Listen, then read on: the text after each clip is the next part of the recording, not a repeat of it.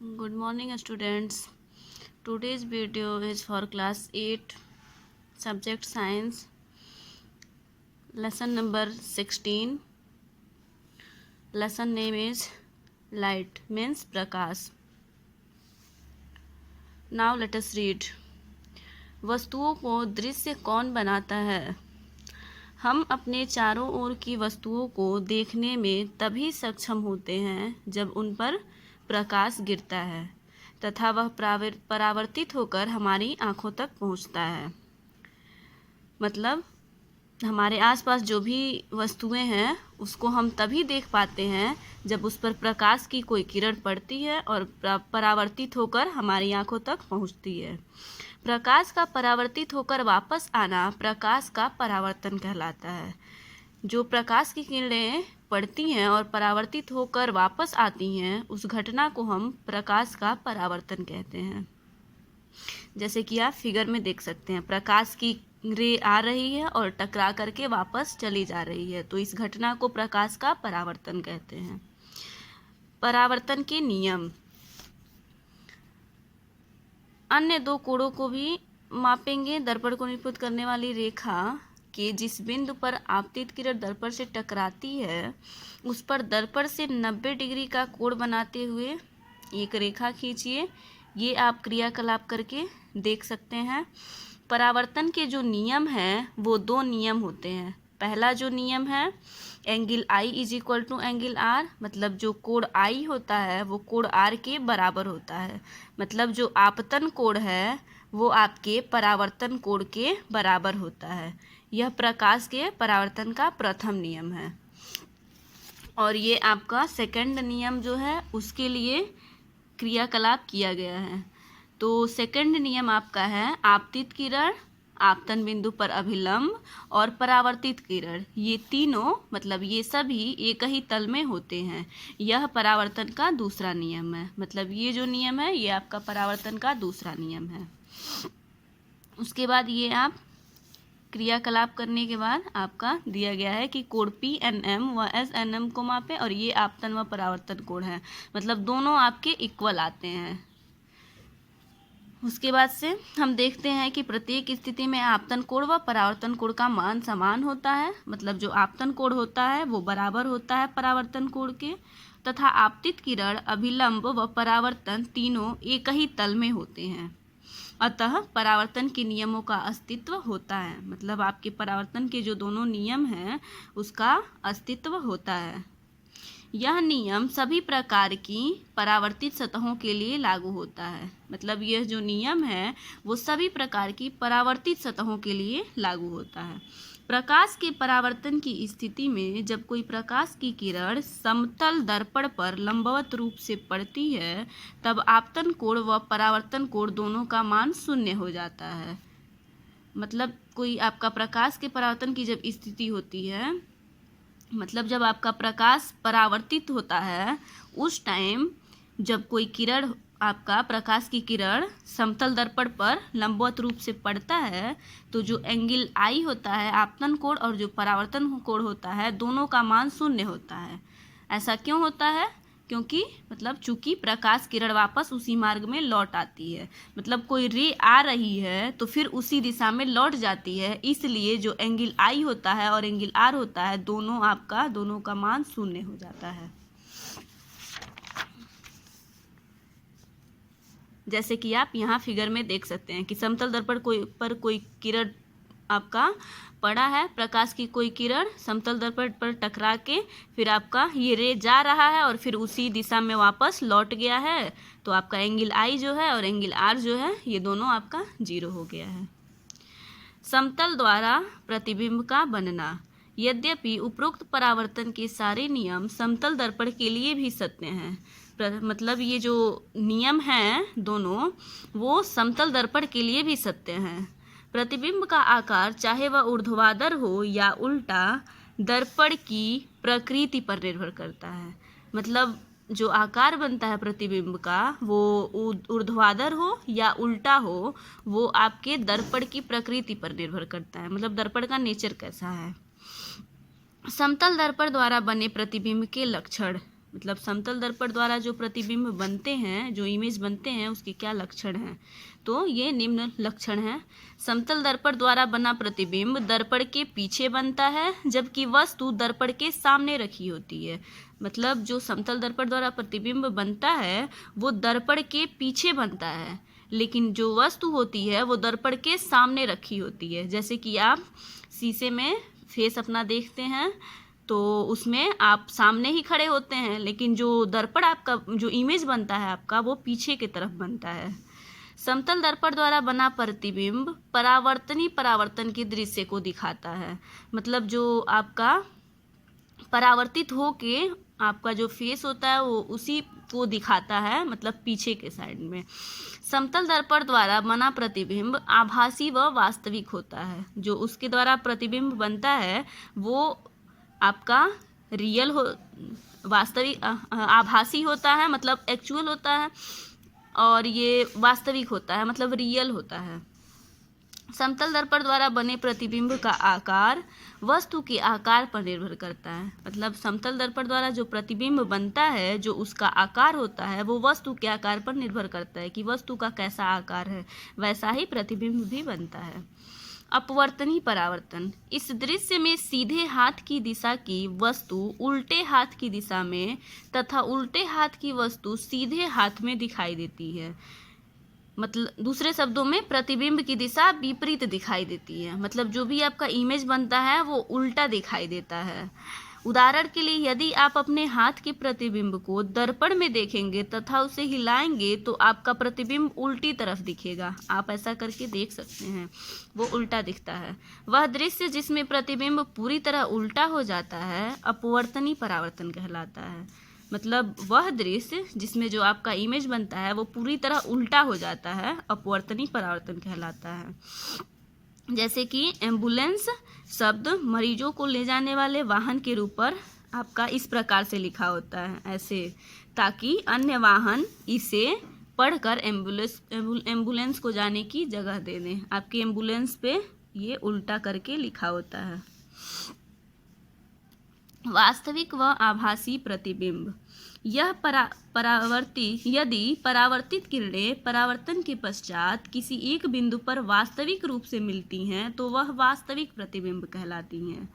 मतलब जैसे आपका यहाँ पे बना है, आपका कोई भी परावर्तित किरण है वो परावर्तन के पश्चात, मतलब ये आपका जब लौट के आ रहा है तो किसी एक बिंदु पे मिल रहा है, तो किसी मतलब वास्तविक रूप से रियल फॉर्म में मिलती हैं तो उसको हम वास्तविक प्रतिबिंब कहते हैं।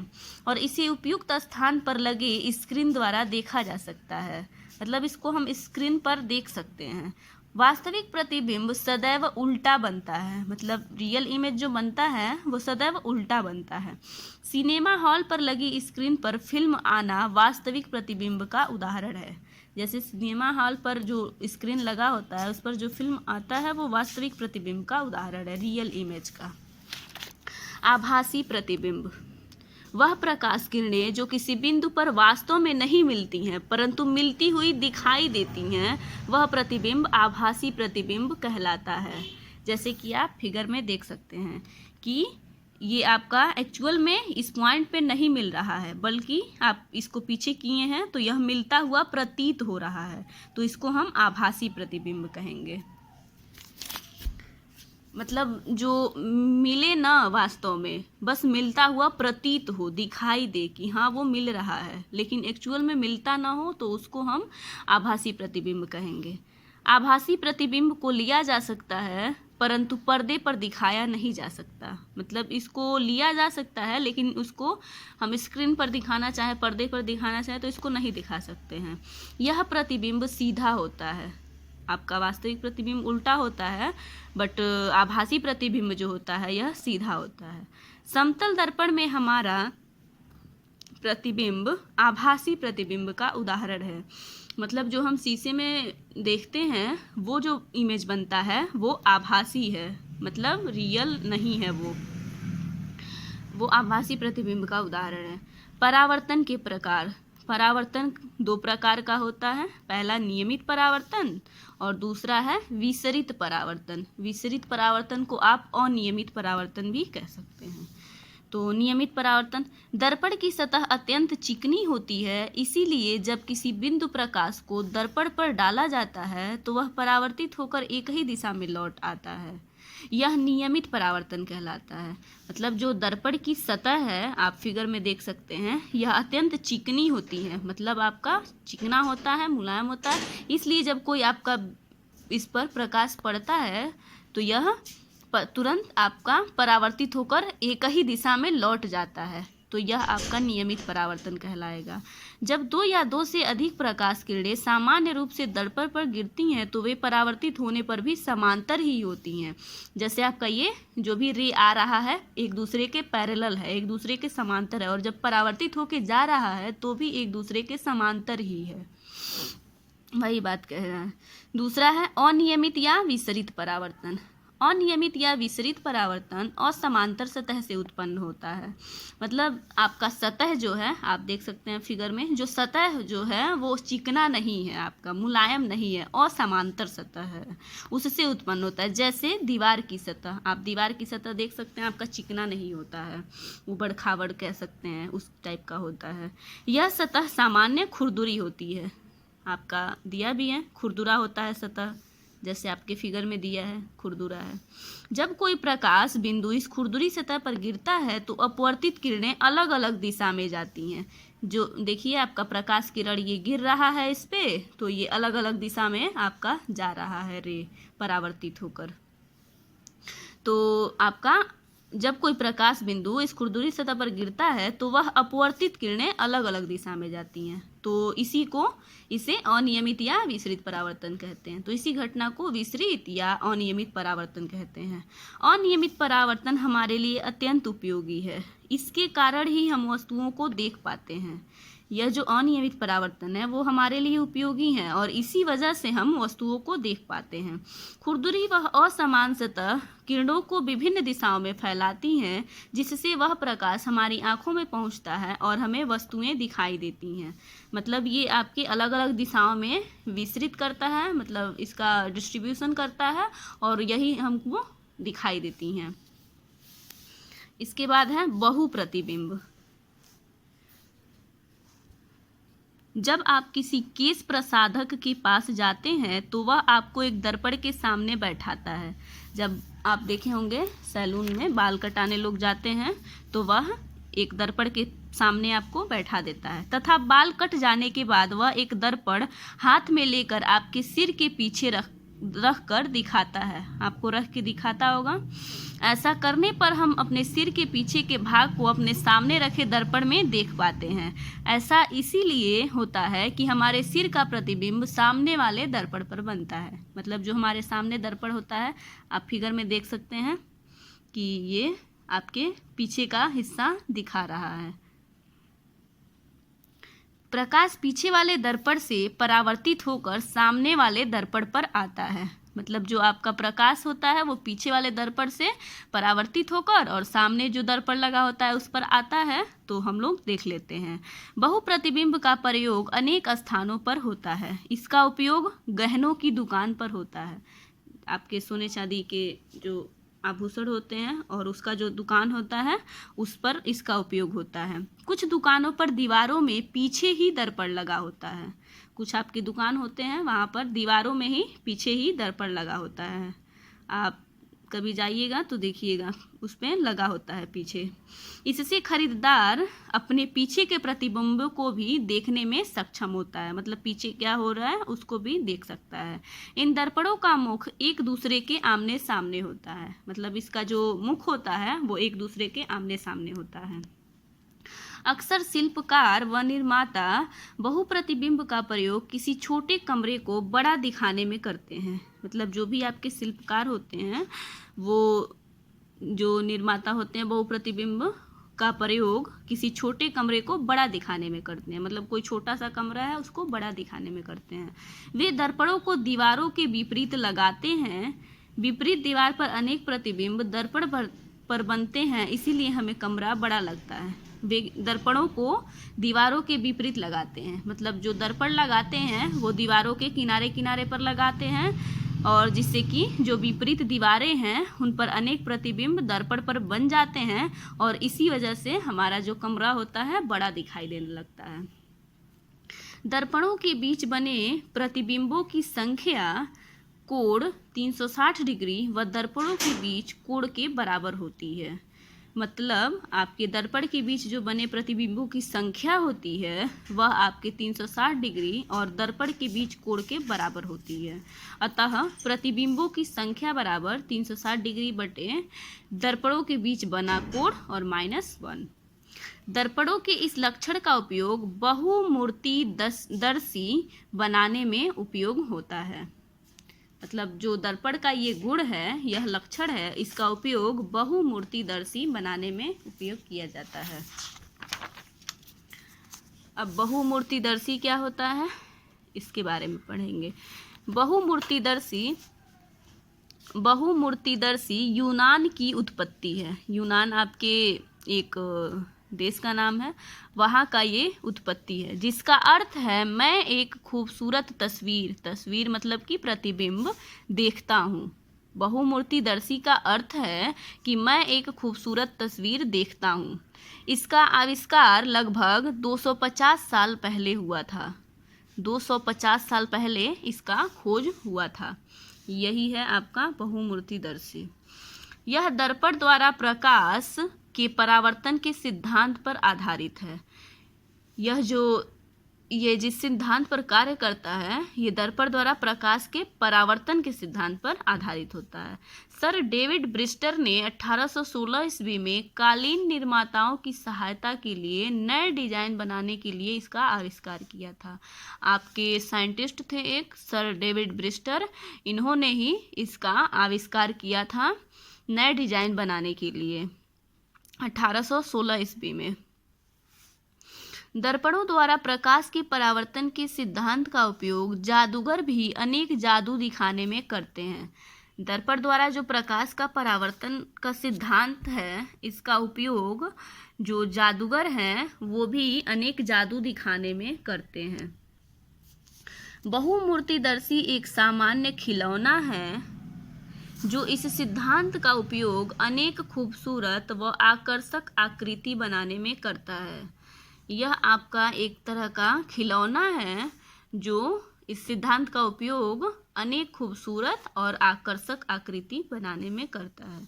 समतल दर्पण की 3 पट्टियों को जोड़कर तिरंगा बनाकर इसे बनाया जाता है।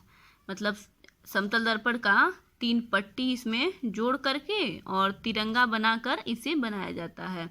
एक गत्ता इसके चारों ओर चढ़ा होता है। आपका गत्ता इसके चारों ओर चढ़ा है और ट्यूब के एक तरफ 2 पारदर्शी सीट के बीच कांच के अनेक रंग बिरंगे टुकड़े लगे होते हैं। मतलब इसमें आपका कांच का टुकड़ा लगा होता है इसमें, और ट्यूब का दूसरा सिरा समतल पारदर्शी सीट से बंद होता है। समतल पारदर्शी सीट से आपका एक सिरा बंद होता है। इसमें देखते हुए तथा ट्यूब घुमाने पर हमें अनेक रंग बिरंगे डिजाइन दिखाई देते हैं। यह आपका घुमाने पर इसमें अनेक रंग बिरंग डिजाइन दिखाई देंगे। वास्तव में ये डिजाइन बहुत आकर्षक होते हैं तथा इनका उपयोग अनेक डिजाइन बनाने में होता है। मतलब रियल में इसका जो डिजाइन होता है बहुत ही अट्रैक्टिव होता है और इनका जो उपयोग होता है ये अनेक तरह का डिजाइन बनाने में होता है। पेरिस्कोप एक उपकरण है जिसका अधिकतम प्रयोग टैंक के कप्तान द्वारा होता है। इसके द्वारा पनडुब्बी से पानी की सतह की वस्तुओं को देख पाते हैं तथा टैंक का कमांडर बाहर आए बिना अपने दुश्मनों की गतिविधियों को देख लेते हैं। मतलब आपका इसका यूज पानी में नीचे किया जाता है, पनडुब्बी से पानी की सतह की वस्तुओं को देखने के लिए किया जाता है। पेरिस्कोप का निर्माण किसी लंबी धातु या कार्डबोर्ड की ट्यूब को समकोण पर 2 बार मोड़कर किया जाता है। आपके 90 डिग्री पर इसको 2 बार मोड़ दिया जाता है। 2 समतल दर्पण ट्यूब के मोड़ पर एक दूसरे के समांतर तथा ट्यूब की अक्ष से 45 डिग्री मतलब 45 अंश के कोण पर लगे होते हैं। आपके 45 डिग्री के कोण पर ये लगे होते हैं। ऊपर के दर्पण पर रखी वस्तु आंखों के नीचे वाले दर्पण के समीप लाकर देखी जा सकती है।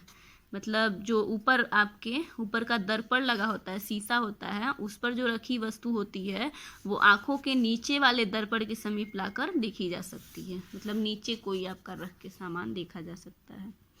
प्रकाश का फैलाव। किसी श्वेत प्रकाश को प्रिज्म में से गुजार कर उसका 7 रंगों में टूटना प्रकाश का फैलाव कहलाता है। मतलब कोई वाइट लाइट लीजिए, मतलब श्वेत प्रकाश, और उसको कोई प्रिज्म लीजिए, एक प्रिज्म, उसमें से गुजारिए और जो उसका 7 रंग है उसी का टूटना प्रकाश का फैलाव कहलाता है। श्वेत प्रकाश के गुजारने पर जो रंगों के बैंड बनते हैं उन्हें स्पेक्ट्रम कहते हैं। मतलब इस पर जब श्वेत प्रकाश पड़ती है तो जो ये रंगों का बैंड बन रहा है इसी को हम स्पेक्ट्रम कहते हैं। स्पेक्ट्रम 7 रंगों का होता है। मतलब ये जो स्पेक्ट्रम होता है यह इसमें टोटल 7 कलर्स होते हैं, 7 रंग होता है। और वो 7 रंग कौन कौन से हैं? आपका बैगनी, गहरा नीला, नीला, हरा, पीला, नारंगी तथा लाल, इतने रंग आपके होते हैं इसमें।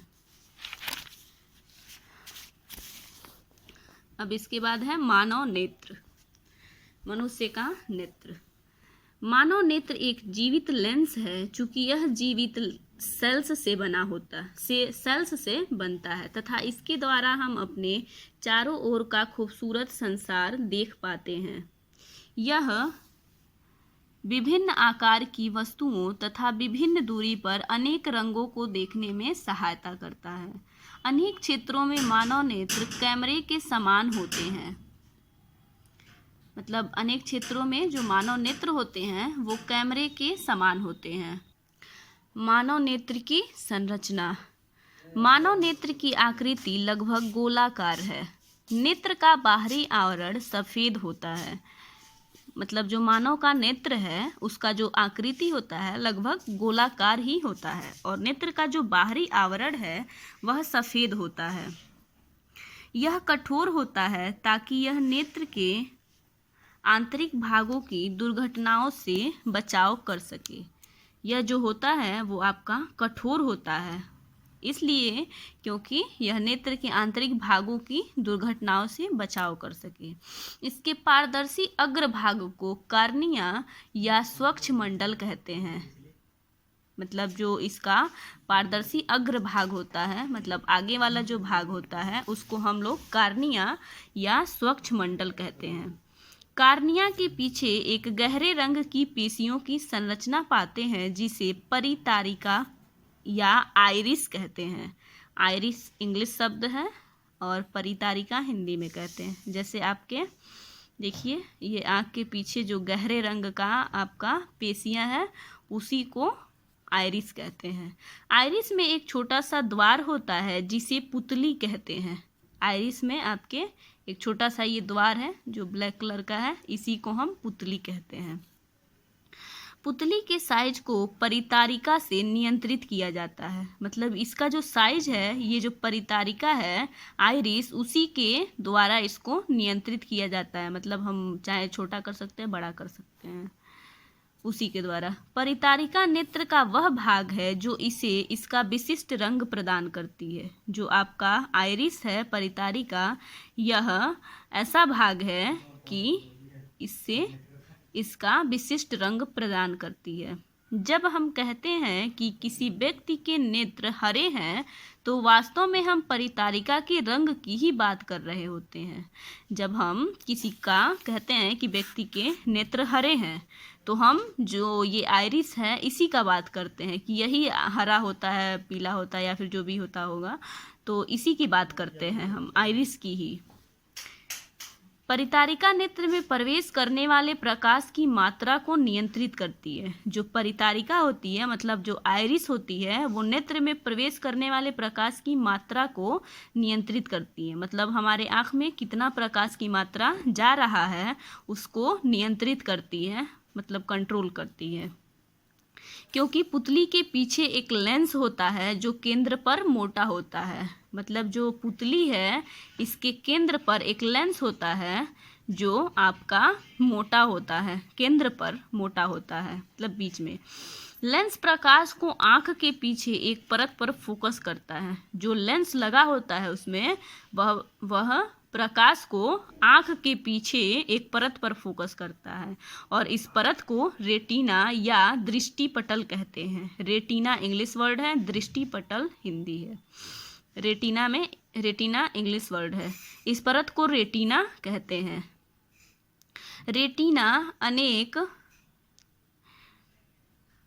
रेटिना अनेक तंत्रिका कोशिकाओं का बना होता है।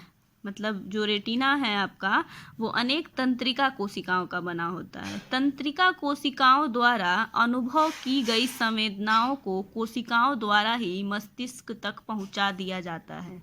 मतलब जो इसमें तंत्रिका कोशिका होते हैं आपके नेत्र में, उसी के द्वारा जो अनुभव किया जाता है, जो भी आपके संवेदना होते हैं उसको अनुभव करके उसी कोशिकाओं द्वारा ही मस्तिष्क तक पहुंचा दिया जाता है। जैसे हम कोई भी चीज़ देखते हैं तो वो हमें मस्तिष्क तक जानकारी चली जाती है उस तंत्रिका कोशिका के द्वारा, और तभी हम जानते हैं कि हम क्या चीज़ देख रहे हैं।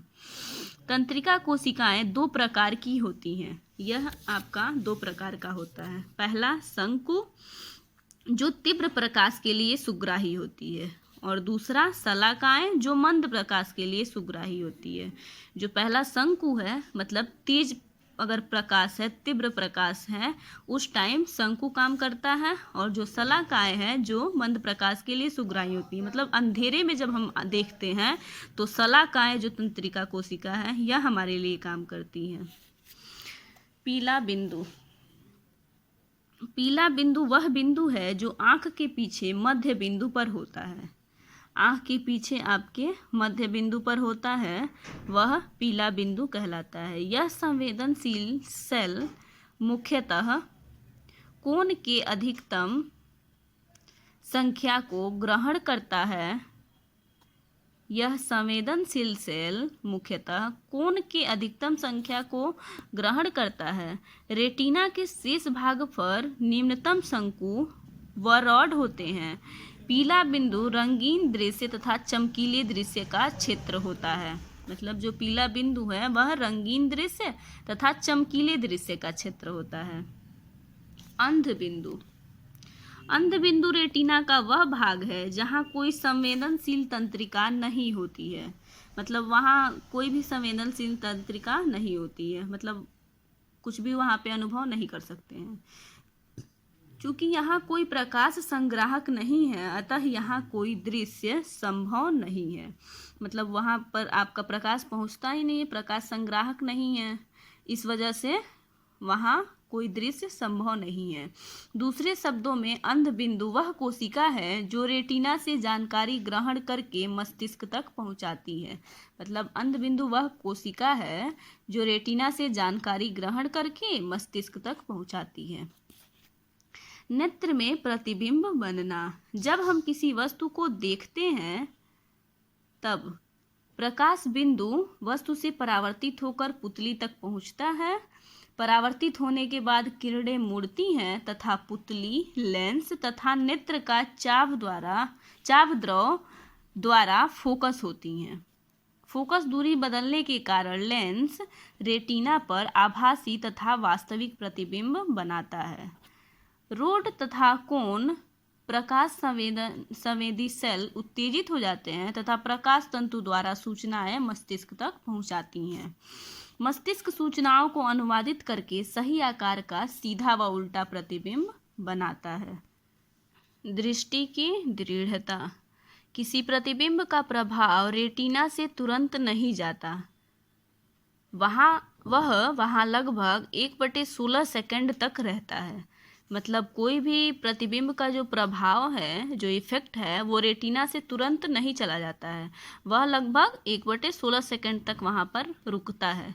यदि किसी चलित वस्तु का प्रतिबिंब अभी भी नेत्रों के सामने 16 प्रति सेकंड की दर से अधिक चल रहा है तो नेत्र इस वस्तु को फिल्म की तरह महसूस करता है।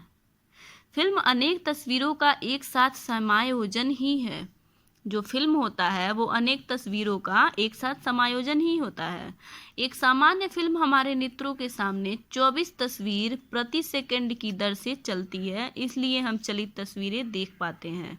मतलब जो भी चलते हुए तस्वीरें हम देखते हैं वो जो सामान्य फिल्म होती हैं वो हमारे नेत्रों को के सामने 24 तस्वीर प्रति सेकंड की दर से चलती हैं, इसीलिए हम चलित तस्वीरें देख पाते हैं। नेत्रों का समायोजन मतलब कैसे कैसे समायोजित किया गया रहता है। हमारे नेत्रों में दूरी पर ध्यान दिए बिना ही किसी वस्तु का साफ प्रतिबिंब बनाने की शक्ति होती है। मतलब जो हमारे नेत्र होते हैं उनमें दूरी पर ध्यान दिए बिना ही किसी वस्तु का साफ प्रतिबिंब बनाने की शक्ति होती है। सामान्य आंखों की किसी वस्तु को साफ देखने की दूरी 25 सेंटीमीटर होती है। मतलब जो नॉर्मल आई होते हैं, सामान्य आँख होते हैं, अगर वो किसी वस्तु को क्लियर वे में देख रहे हैं तो उसकी जो दूरी होती है, नॉर्मल दूरी, वो 25 सेंटीमीटर होती है। फोकस दूरी को समायोजित करने की नेत्रों की यह प्रक्रिया नेत्रों का समायोजन कहलाती है। मतलब फोकस दूरी को जो समायोजित करने की नेत्रों की जो यह प्रक्रिया है, यह नेत्रों का समायोजन कहलाती है। इस दृश्य में मांसपेशियां विरामावस्था में होती हैं। मतलब यह जो दृश्य होता है उसमें जब मांसपेशियां जो होती हैं वो विराम की अवस्था में होती हैं, मतलब रुकी हुई होती हैं, स्थिर होती हैं, तथा लेंस को पतला व उत्तल बनाती हैं। मतलब जो लेंस बना होता है उसको पतला करती हैं, मतलब उत्तल बनाती हैं, उत्तल लेंस। यह रेटिना पर बनने वाले प्रतिबिंब की फोकस दूरी को वस्तु से कम करता है। दूसरी तरफ जब हम वस्तुओं को साफ महसूस करते हैं तो मांसपेशियां जो होती हैं वो सिकुड़ जाती हैं। परिणाम स्वरूप लेंस मोटा तथा अवतल हो जाता है, जिसकी फोकस दूरी कम होती है। जैसे कि आपका निकटतम बिंदु तथा दूरस्थ बिंदु यहाँ दिखाया गया है। कोई वस्तु निकट आपका रहता है, यहाँ पास में रहता है, तो मांसपेशियां जो होती हैं वो सिकुड़ जाती हैं, और जब दूर बनता है तो मांसपेशियां आपकी मोटी हो जाती हैं और मतलब अवतल लेंस हो जाती हैं। और आपका जब मांसपेशियां सिकुड़ता है तो उत्तल लेंस, और जब मांसपेशियां आपका फैलता है तो मोटा होता है, अवतल लेंस बन जाता है, तो उससे आपका फोकस दूरी कम हो जाता है। निकटतम बिंदु तथा दूरस्थ बिंदु। नेत्र का वह निकटतम बिंदु जहाँ पर रखी वस्तु स्पष्ट दिखाई देती है, नेत्र का निकटतम बिंदु कहलाता है। मतलब वह बिंदु जहाँ पर रखी वस्तु स्पष्ट दिखाई देती है, क्लियर दिखाई देती है, नेत्र का निकटतम बिंदु कहलाता है। वह दूरस्थ बिंदु जहाँ पर रखी किसी वस्तु को सामान्य नेत्र साफ देख पाते हैं, नेत्र का दूरस्थ बिंदु कहलाता है। और जो सामान्य आँख के लिए इसका नेत्र ये दूरस्थ बिंदु या फिर निकटतम बिंदु होता है वह अनंत होता है, मतलब इन्फिनिटिव होता है। दृश्य के लिए दो नेत्रों का लाभ। एक नेत्र के स्थान पर दोनों नेत्रों का एक साथ में उपयोग करना बहुत लाभदायक होता है। यह हमें देखने के लिए एक बड़ा क्षेत्र देता है, और एक नेत्र द्वारा हम लगभग 150 डिग्री क्षैतिज क्षेत्र तक तथा दोनों नेत्रों से लगभग 180 डिग्री क्षैतिज क्षेत्र तक देख सकते हैं। मतलब अगर हमारे पास दो नेत्र हैं तो हम 180 डिग्री क्षैतिज क्षेत्र, मतलब ये हॉरिजॉन्टल, मतलब क्षैतिज दिशा में हम 180 डिग्री लगभग देख सकते हैं, और ये 150 डिग्री अगर एक आँख है तो। दृश्य की खराबी। एक सामान्य नेत्र अपने पास रखी अथवा दूर रखी वस्तु को साफ देख सकते हैं। जो सामान्य नेत्र होता है अगर वो पास रखा है या दूर रखा है तो उस वस्तु को साफ देख सकते हैं। फिर भी अनेक वस्तुएं जो पास हो या दूर दोनों ही नहीं दिख पाती, दृष्टि का यह सामान्य दोष निकट दृष्टि दोष तथा दूर दृष्टि दोष कहलाता है। निकट दृष्टि दोष। निकट दृष्टि दोष को अल्पदृष्टित्व के नाम से भी जाना जाता है। इस रोग से पीड़ित व्यक्ति रखी वस्तुओं को स्पष्ट रूप से देख पाता है, परंतु दूर रखी वस्तुओं को स्पष्ट नहीं देख पाता। ऐसा दो कारणों से होता है। मतलब जिसको निकट दृष्टि दोष हुआ रहता है वह निकट रखी वस्तुओं को स्पष्ट रूप से देख लेता है, परंतु दूर रखी वस्तुओं को स्पष्ट रूप से नहीं देख पाता है। और ऐसा क्यों होता है? तो ऐसा होने के लिए दो रीजन दिए गए हैं। पहला यह कि लेंस मोटे हो गए हों तथा प्रकाश किरण की फोकस रेटिना पर न बनकर उससे पहले बने। मतलब आपका रेटिना पर प्रतिबिंब न बन के उसके पहले ही प्रतिबिंब बन जाता है। तो इसके वजह से आपका, जैसा कि आप फिगर में देख सकते हैं, यहाँ पर दिखाया गया है आपका ये रेटिना पे फिगर बन रहा है ये इमेज, और यहाँ पे रेटिना से पहले ही यहाँ पे बन गया है। तो यह आपका निकट दृष्टि दोष है, निकट दृष्टि दोष।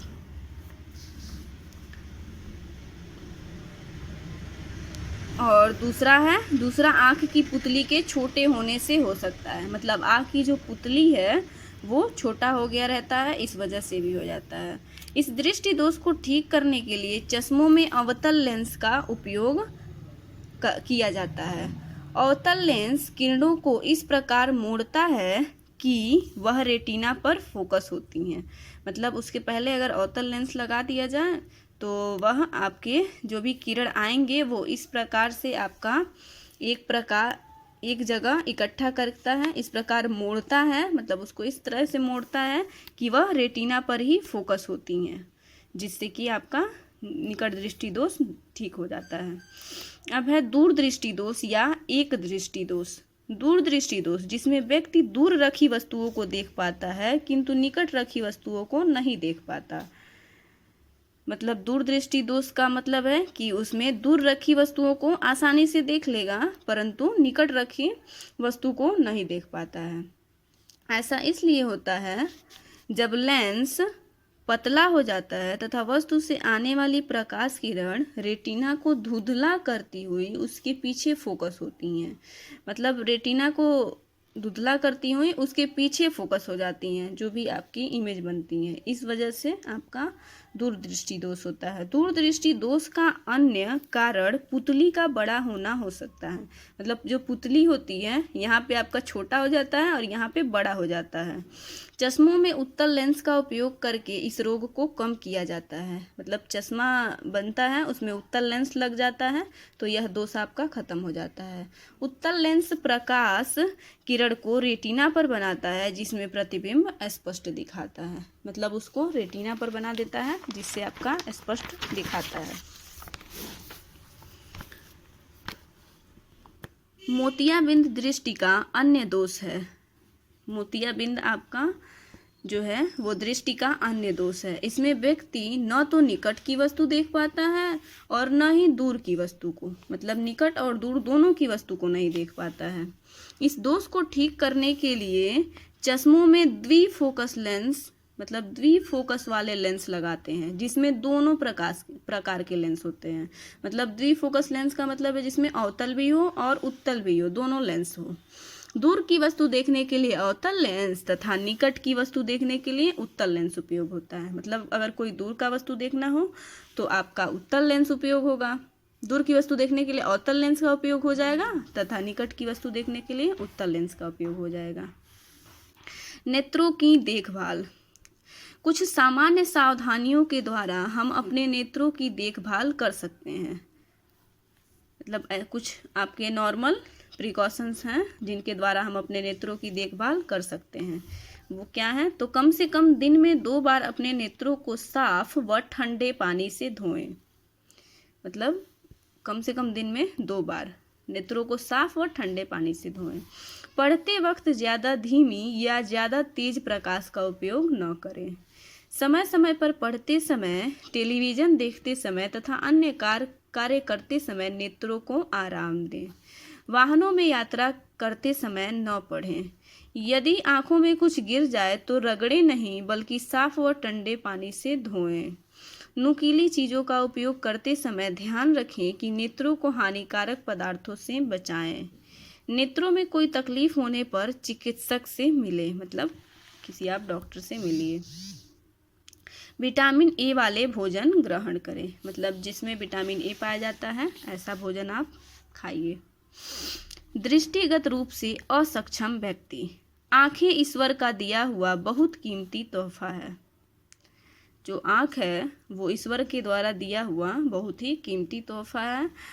यद्यपि कुछ व्यक्ति अन्य कारणों के कारण इस खूबसूरत तोहफे से वंचित रहते हैं, मतलब फिर भी आपके कुछ व्यक्ति ऐसे होते हैं जिनमें अन्य रीजन होते हैं, उसकी वजह से वो इस खूबसूरत तोहफे से वंचित रह जाते हैं, मतलब नहीं मिल पाता है उन्हें। दृश्य दुर्बलता अथवा अंधापन मनुष्य के लिए अभिशाप बना हुआ है, मतलब यह एक आपका अभिशाप है कि दृश्य दुर्बलता है या अंधापन है, तो ये मनुष्य के लिए एक अभिशाप है। अव्यवस्थित लेंस या रेटिना के कारण अंधेपन को रेटिना या लेंस को बदलकर ठीक किया जाता है, परंतु अनेक बार यह अंधापन अचिकित्सीय होता है। भारत में लगभग 7 लाख लोग अंधे हैं। संसार की 180 लाख में से यह संख्या मापी गई है। यदि आप किसी अंधे व्यक्ति से बात करें तो आप अनुभव करेंगे कि उनकी अन्य इंद्रियां सामान्य व्यक्ति से अधिक शक्तिशाली होती हैं। मतलब जो हम लोगों की अन्य इंद्रियां हैं, जैसे हाथ, कान, नाक, पैर, ये सब, ये जो इंद्रियां हम लोगों की हैं वो एक सामान्य आदमी से, सामान्य व्यक्ति से, मतलब एक नॉर्मल इंसान से, उनकी जो इंद्रियां होती हैं वो अधिक शक्तिशाली होती हैं, मतलब हम लोगों से ज़्यादा वो शक्तिशाली होती हैं। ऐसे व्यक्ति स्पर्श द्वारा, मतलब छूकर या ध्वनियों को ध्यानपूर्वक सुनकर संपूर्ण संसार को इन्हीं इंद्रियों से अनुभव करते हैं, मतलब स्पर्श करके, छू करके या फिर